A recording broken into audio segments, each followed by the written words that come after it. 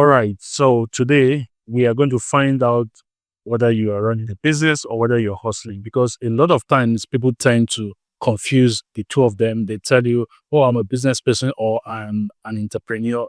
But in reality, what they're actually doing is hustling. And I think the reason for this is that over the years, the hustle mindset has come to permeate into the business world a lot, especially with beginners, people who are new to entrepreneurship, and they think that they have to hustle in order to making.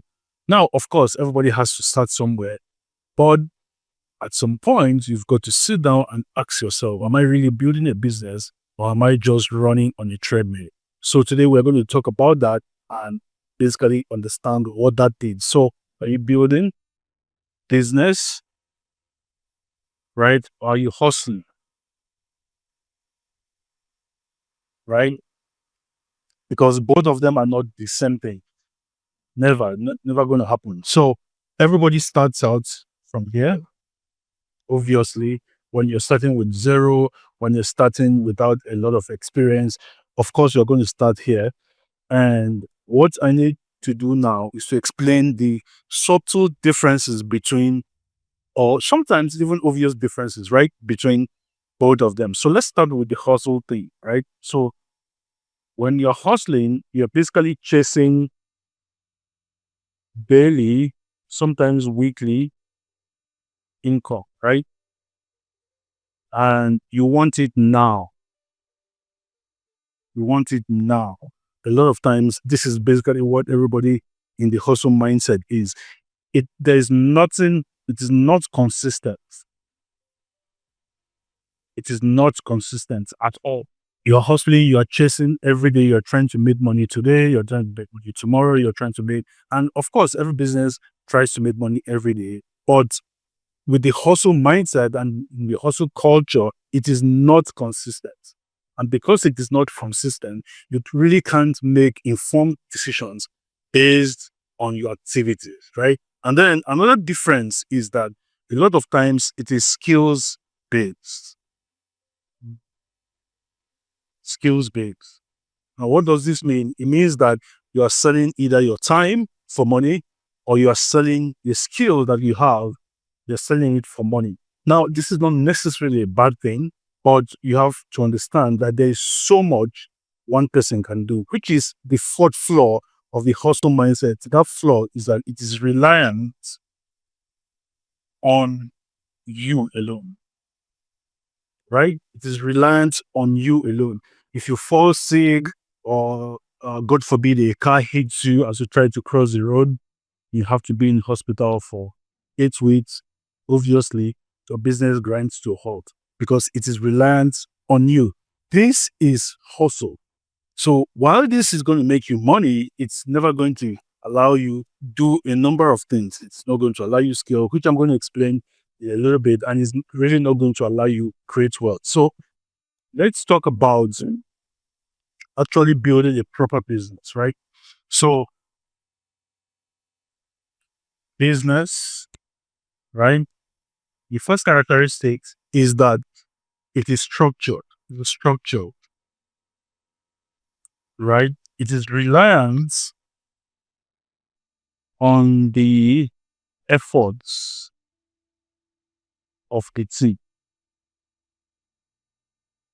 It's reliant on the efforts of a team. It's not a one-man thing. It's not a one-man based, right? And very importantly, it is structured. And then it is legally recognized, right? Which means basically you have business documents, which start business, you have the bank accounts and all of that, which a lot of times people who hustle don't have.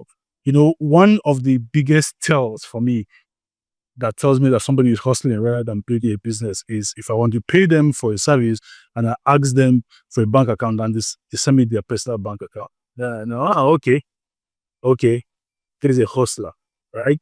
So the income here is predictable. The income is predictable, right? Whereas under the hustle culture, your income is basically You can't predict it. You can't say, oh, I'm going to make social amount of money from today and forecast into the future. With businesses, you can do that. If you're hustling, you don't know. You don't know when where your next client is going to come from. You don't know where your next job is going to come from. And you can't really track your income and plan for the future. But here with the business, everything is predictable. You can, based on the amount of clients that you have, the amount of clients that you have retained, you can actually say, oh, in 30 days' time, I expect to have so and so. Now, let's look at these side by side, okay? So here we have the hustle thing, and then here we have business, right? These people who engage in this still have the employment mindsets, right? Still have the employment mindset. Here have an ownership. And guys, you have to understand that this is not about feelings. You can be a hustler and still feel like you run a business, like you own a business. Yes, maybe for all intents and purposes, you own a business, but it's not about the feelings. It's about actually what is real. And what is real is that if you're in the hustle stage, you really don't own anything because everything could be gone with one small mistake, one small happenstance in your life, right? Another thing is that here you really have to, just like we said before, everything is you based, right? Here you can brand,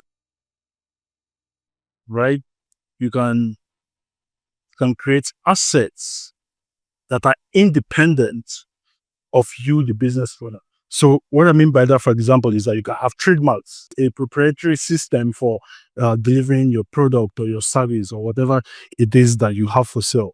Another thing you can do here is that zero skill, but here skill is unlimited. So you really can't skill if it's just about you because there's only one you and you have only 24 hours. If you're running a business, your skill is virtually unlimited, right? So how do you go from hustle to business? Let's talk about that. The very first thing is that you want to get your business registered. Guys, please, this is very, very important. Register your business. There are different classes of business registration that you can do starting today. Don't take money from people for your services and give them your personal bank accounts. Doesn't say well of you, doesn't say well of your professionalism and how you intend to deliver on the job, right?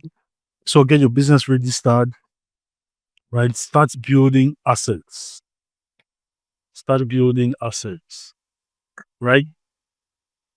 So what kind of assets can you build? Content, trademarks, copyrights, patents, and so on and so forth. So you want to start building assets. Next thing you need to do is that you need to start creating a brand identity. Create a brand identity. Now, when I talk about brand identity, of course, I'm talking about having a logo, how, if possible, an office. But beyond having a pretty logo and a pretty website and a pretty office, we want to start creating an identity that people can identify with. So let me give you guys an example. A friend of mine, her name is Thelma. She runs Thelma's Flower Shops. I think that's what it's called. I don't know where her office is, right? I don't never been there before. Probably will never be there, right? But I know how much business she does. She does tons and tons and tons in flower sales for different occasions, for different events, right? And when you see her talk about her business or you see somebody display a flower, right? Every time I see that happen, maybe someone on Instagram, I'm going through social media and I see someone display flowers and they're shouting out a loved one, what comes to mind is, oh, I think those are thermal flowers. Maybe they are, maybe they are not. But what she succeeded in doing is that she has succeeded in building a positive brand identity because her work is top notch. The designs of the flowers, the choice of the flowers, everything is just amazingly great. So it's reinforced this sense of professionalism that now ties into her business, so much so that everywhere you see flowers, the first thing that comes to mind is the business, right? So that is what you want to do. Number 4 is that you want to start outsourcing anything that is repetitive. One big issue with people who hustle is that they try to do everything by themselves. Now, at the beginning, you have to do everything by yourself, especially if you're starting out without any money, right? But at some point, you have to allow yourself trust other people. Then you give them the business and have them do it. Okay. So now you're a business owner who hires other people to do work for you. You hire them either as employees or as vendors, right? Or as service people. You want to outsource any task that is repetitive. You don't have to do everything because there is absolutely no way you can do everything by yourself. And that is why you want to make sure that you are outsourcing. So again, you have to make sure they have a legal entity, start building business assets as quickly as possible, right? Start putting everything into place, start creating systems around your processes, right? Standard operational procedures, right? Start creating and documenting the way you do things so that when you hire someone, for example, you just need to tell them this is how to do it. And they just do it and it gives you the same results that it would have given you if you had done it by yourself, right? And then start creating a brand identity. People are going to associate your brand with how they feel when they come in contact with it or when they see people or hear people talk about your business. Last week, I was on social media and I saw a random comment and someone said, so and so lady has kept mute since people started calling out her business for treating customers like shit. Now, I don't know who that business owner is, but I trust the person that I saw that post on their account. So what I did was I saved the post and then I went and searched for the business. And now, if I ever need that service, I'm never going to patronize that business because somebody that I trust has said, oh, this is why this is happening. And the person hasn't even had the courtesy to come explain to people why so and so is happening. Now, is it true? Maybe. I believe it's true. But on the off chance that what the person posted is not true, simply posting it has created a lot of impressions about that particular business. So my point is you've got to be careful the kind of image that people are creating in their head about your business, right? And then finally, number 4, you have to outsource anything that is repetitive, anything that you have to do every day. Please don't bother doing it yourself. Find somebody who is going to do it. The job as a business owner is to come up with the ideas, to build the business and grow the business, not to do the everyday tasks. So as you get started, start getting income, start hiring other people and have them run business for you. All right. So are you a hustler? Are you a business owner? Does this video giving you an idea what to do now going forward? If that's the case, just drop your comment below. Tell me what you think about this video. I'll see you in the next one.